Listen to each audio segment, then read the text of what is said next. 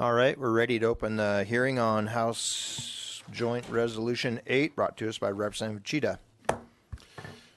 Good morning, Mr. Chair, members of the committee. For the record, Brad Tshida, TSCHIDA, representing House District 97, which is West Missoula and the community of Lolo. My plan this morning was to bring a solid defense of HJ8 to you all. But after some reflection the last week or so and some new information that came to my attention, I realized that I had brought a number 2 Phillips screwdriver to a job where I needed a jackhammer. And I guess we can always do one of 2 things in these situations. We can staunchly defend why we took the position we did, even though we know it's wrong, and try to make a solid argument out of it. Or we can admit that we were wrong or used the wrong tool, had the wrong tool to try to address a matter. A resolution of states under Article 5 is not necessarily meant to change the behaviors of individuals that we know are inappropriate, or at least we believe to be inappropriate. It's actually meant, Article 5 is meant to correct deficiencies and errors in the Constitution.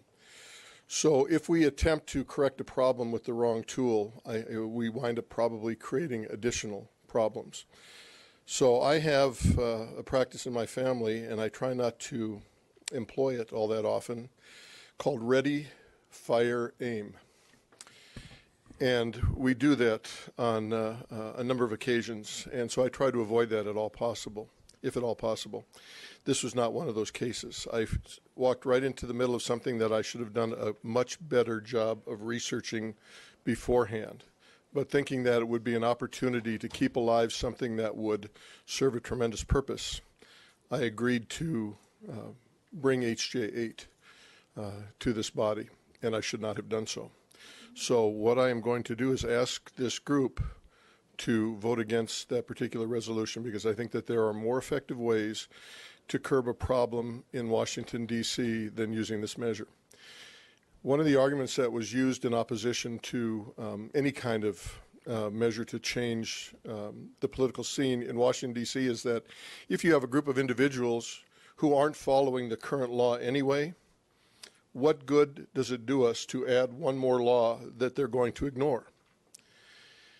And if we have the wrong process to bring a law that's going to potentially be ignored or may result in a negative action or a negative outcome, why do we do that?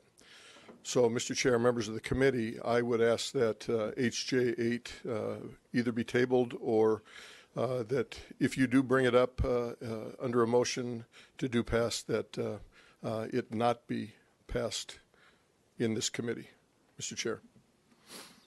All right, members of the audience, even though the sponsor has asked that his bill be tabled or something, it still deserves a fair hearing. People have traveled for quite a distance probably to speak on this. So can I see a show of hands? And it's going to get a fair hearing today. So can I see a show of hands? How many people are here today to speak on this bill? Mr. Chairman, members of the committee, my name is Robert Brown, and I've traveled here from the Billings, Montana area to speak specifically on this bill, and I appreciate having the opportunity to do so. I do want to address some of what has already been said in favor of the bill. A couple just quick to get out of the way. One had stated that states who don't pass this won't have a voice at the convention. You'll still be invited to the convention if it does happen. Don't worry about that. They also stated that it'll be one state, one vote, which is a common claim, but it's not backed by Article 5. It doesn't say that in the Constitution. And Congress has actually proposed numerous bills suggesting that if we do have a convention like this, it will be representation based on the Electoral College model, where Montana has 3 votes and California has 55. So how that plays out, really it's kind of the Nancy Pelosi, we have to pass this bill to find out what's in it. We won't know for sure until it happens what kind of representation Montana would have there. The one I really want to focus on, though, was the statement that with this there is no chance of a runaway convention. Now, generally, I would disagree with that based on 1787, where 9 states clearly gave limits of power to their delegates, and those limits were ignored. Madison freely admitted the delegates exceeded the tenor of their commission. So based on that history, yes, a runaway convention is definitely a possibility, except in this case. With the Convention of States application top legal scholar and constitutional lawyer, Edwin Vieira, declared there's nowhere for it to run away to. This convention application is wide open. Take, for example, the wording that they want to limit the power and jurisdiction of the federal government. That specific clause is so broad, any decent attorney could fit virtually any amendment within it. Limiting the power and jurisdiction is what the Constitution already does. So here we're proposing to create new limits to the power and jurisdiction of the federal government. And Dr. Edwin Vieira's question there was, would those new limits be higher or lower than the present ones? Now, setting aside speculation, the Convention of States organization has answered that question for us. Last September, they held a mock convention, it's often called, a convention simulation, which I know at least one member here was able to attend. And from what I understand, they did a marvelous job. It was a great event. But from this event, they had 137 delegates representing all 50 states, mostly state legislators. And they, over a process of 3 days, came up with 6 amendment proposals. Of course, this just being a mock convention, it's a simulation. They don't have any real legal weight. It's just a suggestion. But the 6 amendment proposals they came up with, from a constitutional scholar perspective, I looked at each of those and felt that every one of them expands federal power. I don't think that was the intent of the delegates there. But for example, I'll just read one of them to you here. It's called Federal Legislative and Executive Jurisdiction Proposal Number 2. This one proposes that the state legislatures should have the power to overturn any federal law. And it would take 30 states agreeing to overturn a federal law in order to do so. Sounds good, sounds empowering of the states. Here's the flaw. It says that they'll have the power to overturn any federal law that is issued by Congress, the President, or administrative agencies of the United States. I ask you, where in the Constitution is there the authority for the President to make those laws in the first place? It's not there unless we pass this amendment. This amendment grants the power to the President to create law. Now, President Obama received a lot of heat for his pen and phone comment that, of course, he doesn't have the authority to bypass Congress and write new law. But again, unless we pass this amendment. At this point, the President, whoever that is at the time, is given full authority to write laws as they so deem necessary. Very dangerous proposal, which was an accident, I'm sure of that, to expand federal power. At the same time, the second provision in there says it requires 3/5 of the states in order to do this, 30 states. If we look back to our own history in Montana, the Real ID Act of 2005 was blocked by Montana state legislators, state legislators, passing a bill making it a felony to help implement any part of the federal Real ID Act. That's still on our books today, by the way. Montana stood with 11 other states saying we will not be implementing the Real ID Act. It's far too invasive of personal information. And 12 states was sufficient to get the federal government to back down for more than a decade now. If we had this amendment on the books, the requirement would have been 30. The federal government would have had the grounds to say it's nice that you have 12 states saying no, but until you have 30, you must comply. We would have lost that battle. This weakens state power. It grants more power to the federal. This was done well within the bounds of the Convention of States application. This is why I agree with the proponent earlier who said that there's no way there could be a runaway convention. With the Convention of States application, there's nowhere to run away to. Everything's on the table. So I certainly urge, please vote no on this. And remember that a convention really does have the power to write massive changes to the Constitution. Thank you, and I'll remain for questions if you have any. And 20 minutes for questions from the committee. Representative Manzella. Thank you, Mr. Chair. I have a question for Mr. Brown, please.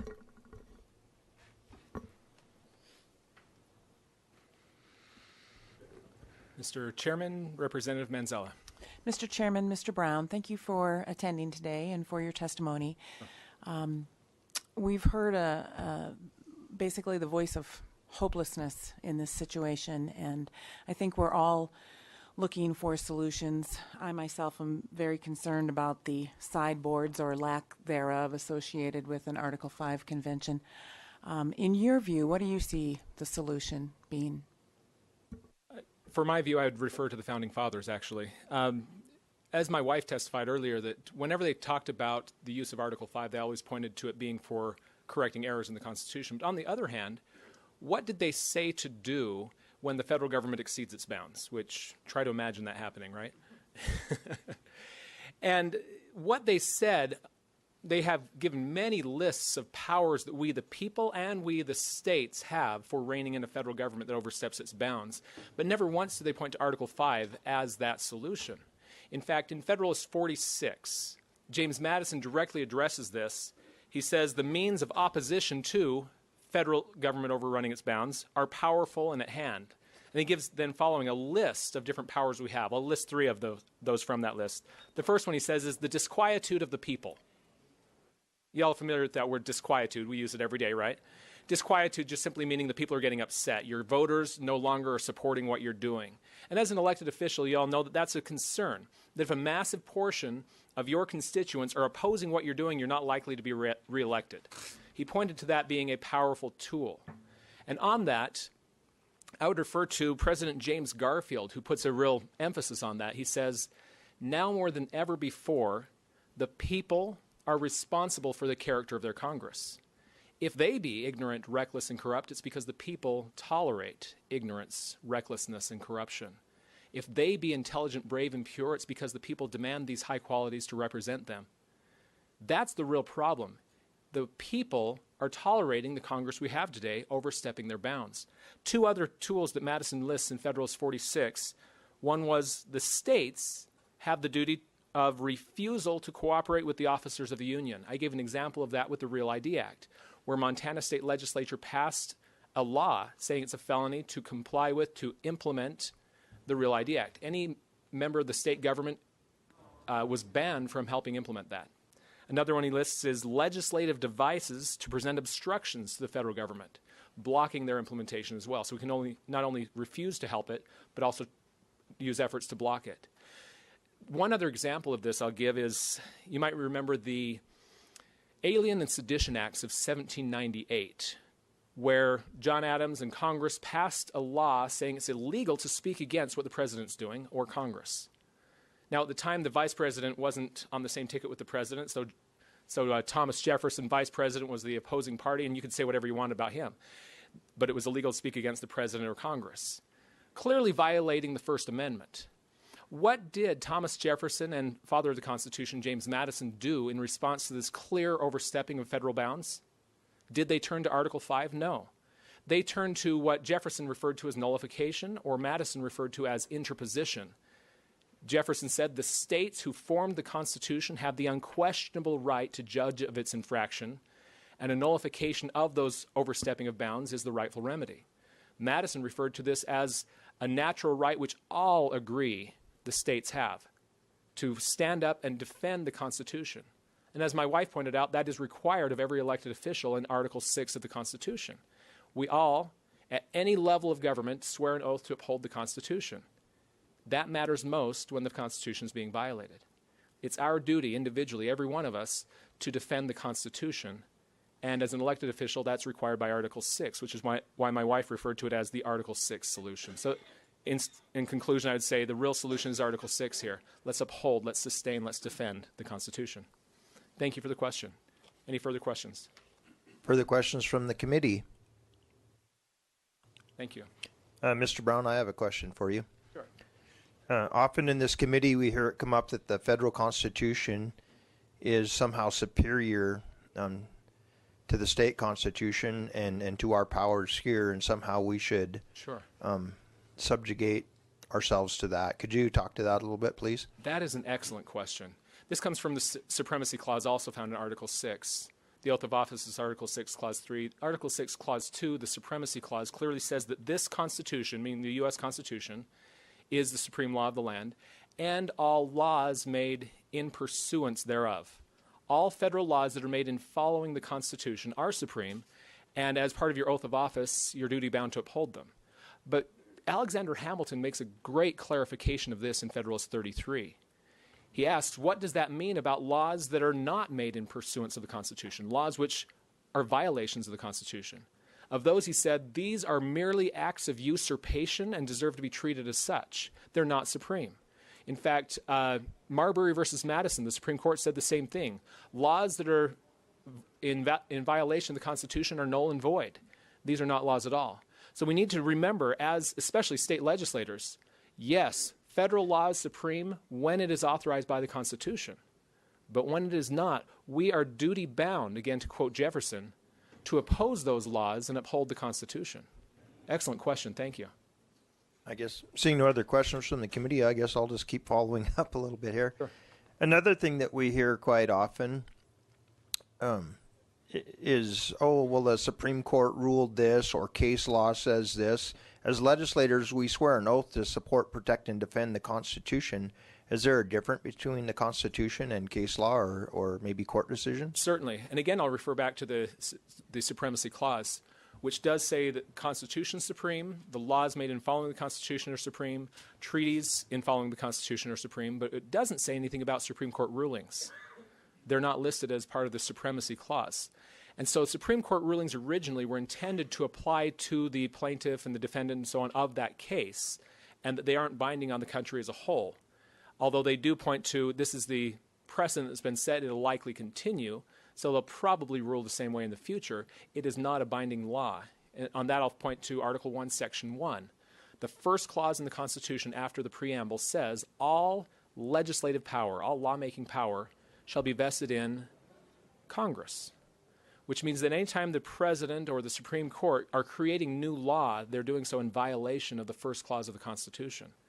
So, again, going back to the concept of nullification or interposition, that is not asking the federal government for permission to stop doing something. It is simply declaring them, you don't have the authority and we're not recognizing your authority in this area. And it doesn't require asking the Supreme Court, because who made the federal government? Again, pointing to Jefferson's statement, the states who formed the Constitution and through that created the federal government are the superior. They're the creator. And except in areas listed specifically in the Constitution, where the federal government is supreme, in all other cases the states are supreme, which is supposed to be very broad. I'll point to Federalist 45 on this, that James Madison says, the powers extended to the federal government are few and defined. The powers reserved to the states are many and indefinite. The powers listed to the federal are primarily on external affairs, war, peace, negotiation, commerce, things like that. Whereas the powers left to the states were to deal with the everyday lives of the people directly themselves. Everything internally was really, for the most part, left to the states, with just a few exceptions specifically listed in the Constitution. So when we talk about supremacy, the states are supreme with exceptions listed in the Constitution. Thank you. Thank you. Further questions from the committee? Seeing none, would the sponsor wish to close?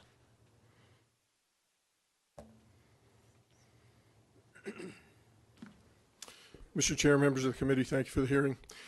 There was only one person in this room, one person in this state, I should say, that knew I was thinking about doing this.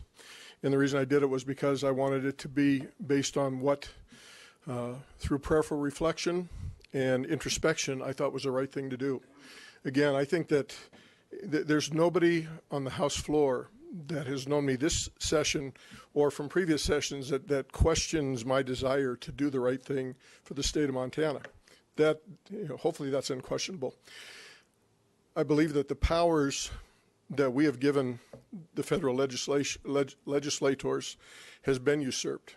I think we are the responsible party. As Mr. Brown said, and the gentleman with the mirror, we need to look in the mirror and see why we have individuals who are allowed to continue to corrupt our Constitution, to abuse our Constitution, to misuse our Constitution. I think it is absolutely deplorable that we as voters do not remove individuals from power who obviously subvert what we are sending them to Washington, D.C. to do. I think that is a travesty. And I am as responsible as anybody else for not making that happen. When I came here to the state legislature in 2015, I swore an oath to uphold, defend the Constitution of the United States and of Montana. If I thought the Article 5 Convention was going to be the answer, I would be its most firm and staunch defender. This came to me fairly late before the session began, this request to run this, and I at the time thought it was a great measure. I thought it was a way that we could get attention, despite the fact that in 2015, this went down 20 to 80 on the House floor. I was not discouraged by that at all, because I don't mind a challenge. I don't liken myself to some of those folks who had insurmountable challenges by any means.